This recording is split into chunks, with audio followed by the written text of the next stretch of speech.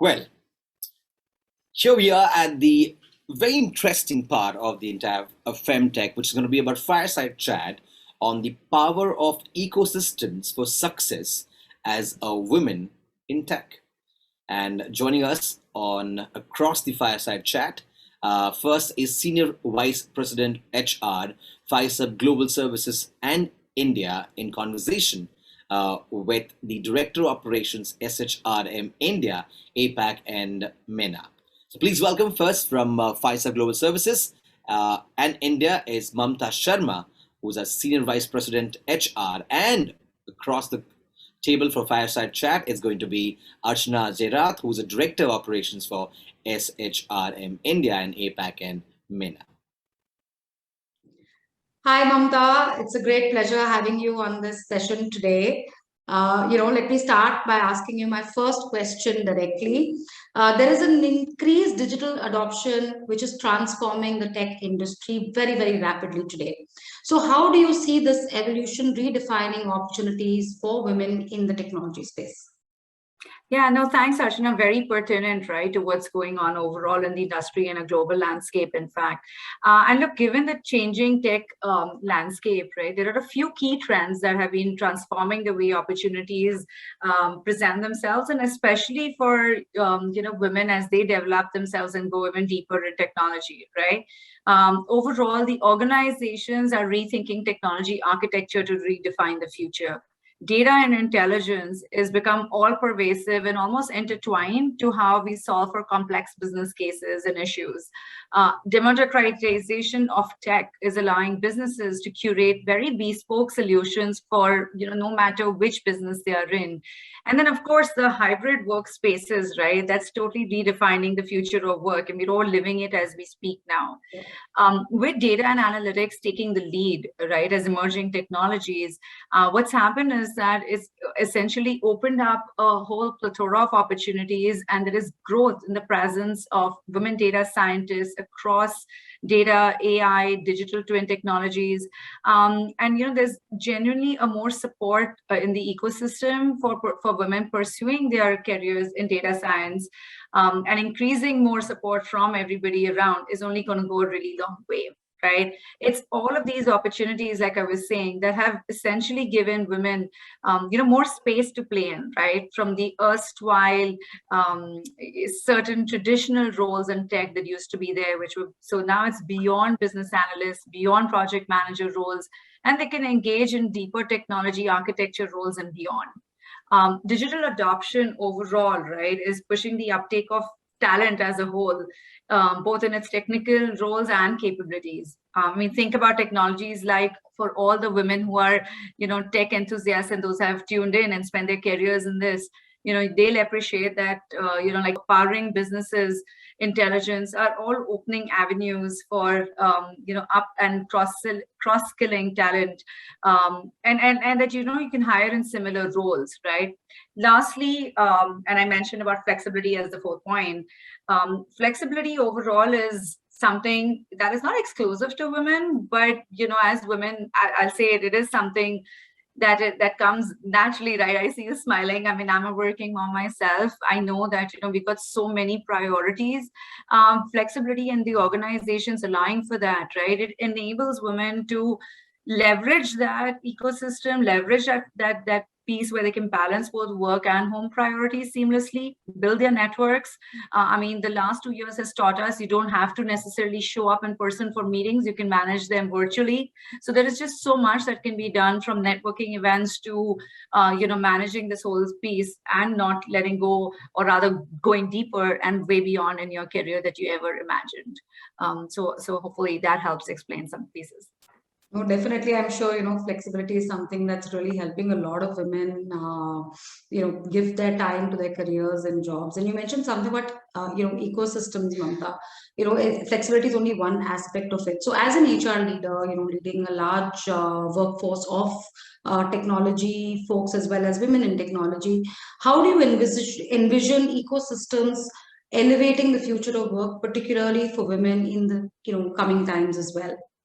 Thank you. Thank you for, picking that question, right? And really, absolutely, we never operate in a silo, right? It's a whole piece that comes together. And if you think about the elevating the future of work, right, it's a collective effort. Everybody has a role to play in, right from the women themselves to organizations, allies, mentors.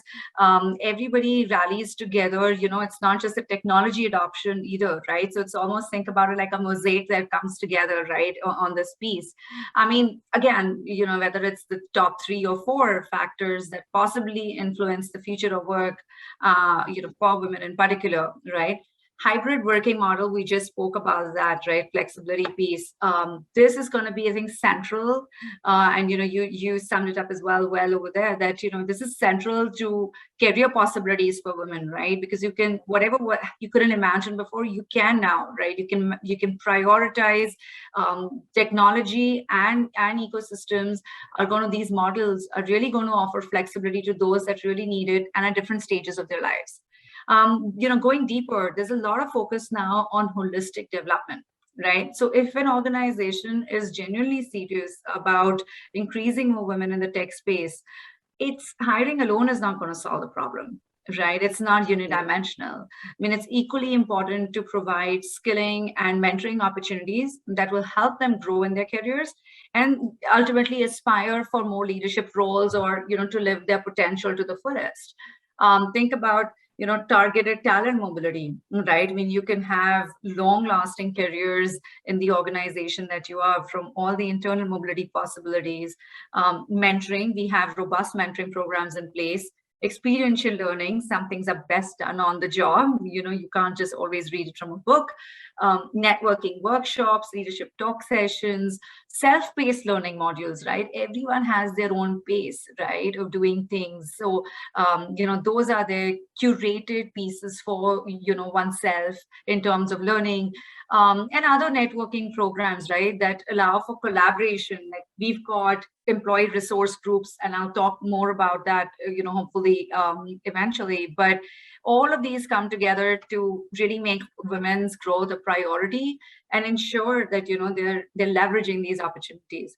Now, I mean, I spoke about this, right? So making your success your priority, and hopefully, again, to the women that have tuned in, I would say, is equally, your imperative, right? So women tend to face multiple challenges as they sustain a career, especially in tech, where continuous skill advancement and enhancement is paramount, right? You're only as relevant as your, to the latest tech, right? I mean, in that space, in that way of speaking, right?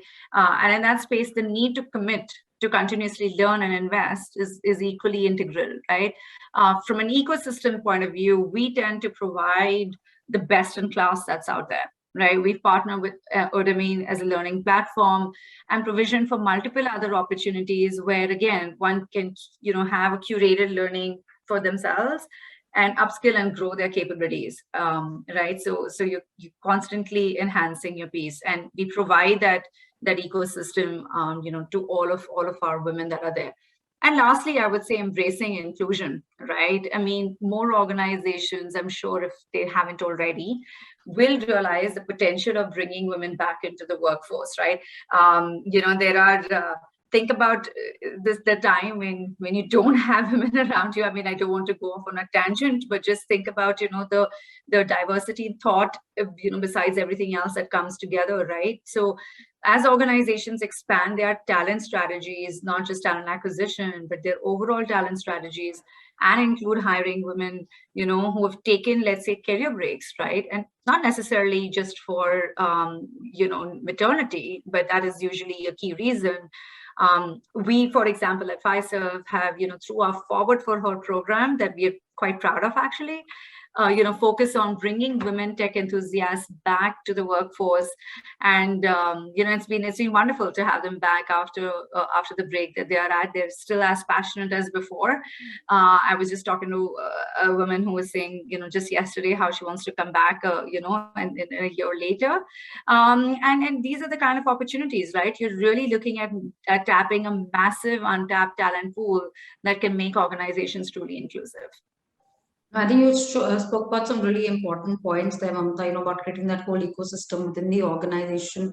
One of the most important points you talked about was, women taking control as well, and the importance of having a diverse and inclusive workforce among everything else, and also asking for that help at home, because I think that's another area that, a lot of women feel challenged with as well. So, really taking things in their hand and getting the support from the organization. And I couldn't agree with you more that, having that inclusion, equal opportunity, and diversity in the important in the organization is so important. So, what are some of the things? And you spoke about some great stuff you guys are doing, and I would love to hear a little more about some of those initiatives. So, what are some of the things that Fiserv is focused on in advancing the conversation around DE and I? No, again, thank you. Right, this is something that's really, really close to my heart, and I'll see. I'm really proud to be working with and for Fiserv and during this time. Right, I mean, this starts at the top. Let me start from there. Right, I mean, recognizing and advancing diverse leadership is one of the key priorities for Fiserv. Right, I mean, it's in our ethos, it's in our culture, it's in our values, it's the way that the leadership is attuned to think. Right, it's the mindset. So everything from our inclusive leadership, it's been built that way. It's in our new hire orientation, our leadership programs, and our online curriculum. I mean, to improve diversity across all levels of our organization, including our senior leadership, right? It's through very conscious hiring and internal growth of people. I mean, we manage this, through very deliberate efforts. We have a program, and deliberate and thoughtful, right? We have a program for women, like I mentioned, the one where they come back in from a career break. That's just one key example of the forward for her that we do. Again, really, really proud of the overall ecosystem that I alluded to earlier in the second question. But from recruiting some of the brightest women talent that's out there to nurturing their careers as they are going through the Fiserv journey, right? They're part of the Fiserv family, including, even when they go on a maternity break, and this is not just about that, right? But when they go on that, we have certain programs even for that, as to how we support them through that whole period. And they come back, how do they upskill themselves once again, right? So there are very curated pieces through different phases of one's life. And we continue to build such programs and interventions that enable, nurture, celebrate and empower our associates, and ultimately help in building, world-class engineering organization that we are. Again, there's a tremendous amount of focus on providing it for working solutions, right? Especially, I mean, it's like we spoke about childcare. There are so many: the before break, the after the childcare. There are different pieces. There's focus on your personal assessment, in terms of where you are on your skill journey, where you want to focus more. And again, then gender sensitive topics, right? If you're talking about inclusivity, and I always tell this to people, women just don't work with women, same as men just don't work with men, right? It is a combination, just the way it is at home and in our overall ecosystem. So if you think about it, we raise the awareness in gender sensitive topics constantly, right? We're driving participation in diversity and inclusion programs. We've got allies that are men as well, that can understand, and regularly host workshops and webinars and meetups, for awareness generation, amplifying messaging on workplace inclusion that is driven again from the top leadership, right? So building inclusive programs for engagement for employees to collaborate, network, grow, develop. I'll tell you another thing about Fiserv, right? That is pretty incredible. Again, from my personal standpoint, is that we aren't shy, right, to stand up for in the community for groups that are focused on human rights or racial equality or social justice, right? So that again speaks volumes about the inclusivity, regardless of where people are in their personal journey. I spoke about ERGs, which was just a glimpse earlier. Maybe I'll take a minute, since we've got time, to go a little deeper there, right? Again, that's a very powerful way of women connecting, which is really employee resource groups, right? So employee resource groups is not a new concept, but it is how deeply spread and how deep and widely spread it is, right? So for us, ERGs help drive diversity and inclusivity. They help associates connect and they allow for them to share different perspectives, support each other, again, to drive holistic development, right? I mean, look at this, Archana. We've got across offices in 10 countries, 6,400 members through 84 chapters, and they connect regularly, right, with their peers and allies for inclusive networking and growth, right? Our Women in Leadership is one of the key ERGs that we have. So as a valued women member of the organization, it's as much for you to have as you want, right? And we take a very proactive approach to our diversity recruiting and partner with a broad group of organizations who are genuinely specialized in this to expand our outreach. Right, so we rely on various specialized partners as well. And again, internal mobility is a very conscious choice where we continue to provide people, opportunities where they can elevate their career. And it requires a lot more organizational focus than one realizes. And largely, I think all of this, right? It's like I said, it's a combination from mindset to interventions to programs. It ultimately, I believe and hope, that continues the journey of being an open, safe, positive workplace, which is crucial for them so that they can bring their whole selves to work. Because like I said at the beginning, right, DNA is part of the culture and it's embedded in our way of belief and our equal opportunity and equal treatment of everyone. Yeah, So and I think that's what enables us to be the leaders we are. No, Mamta, that's a beautiful way of, the way that it's a living, breathing initiative, because a lot of times it becomes lip service, and that's where such programs, sort of in the execution, they just become, a piece of paper that's there. While we're almost out of time, maybe in a couple of lines, because I think this is another very important aspect when we talk about women in technology, is really the funnel where, you don't have enough women who firstly go into study, STEM, and then not all of them join the workforce, and the funnel, finally you see a lot of them dropping off along the way, and at the end of the day you have very few women who really reach leadership positions. So very quickly, I know it's a very deep question, but maybe if you can give us 2 or 3 key pointers on this, and we have just about a minute or so to go. Yeah, no, thanks. I'll try and keep it brief because hopefully, I was afraid that we'd run out of time. I tried to weave some of this in. So if you were, not that you, but if folks were really attuned to listening to different pieces, right? I mean, it's, I would say, look, we spoke about the culture piece, right? That starts from the top. If you want to progress women through the ranks in the leadership, you've got to have a leadership that truly believes in it, right? I mean, it's you can only go so far otherwise. So I think that's a starting point. Having and continuous, there is granted a very limited availability of high potential candidates that is there, right? So making more conscious efforts and conscious choices, to a sustained effort, right? That is also equally important. A pipeline of emerging leaders is really key, right? I mean, betting on them early on is equally key. Don't look for perfection. I'm not saying that shots sell anybody, but don't look for perfection either, right? Not everyone looks the same, so take chances. Our technology analyst program, which I'll just do a plug-in for, because think about it that way, right? You've got to start from the base. You just mentioned that it's also, there aren't enough to begin with, but you believe it or not, there are more and more coming out of engineering institutes, right? So we have a very focused technology analyst program that attracts this fresh talent from the best engineering institutes in the country.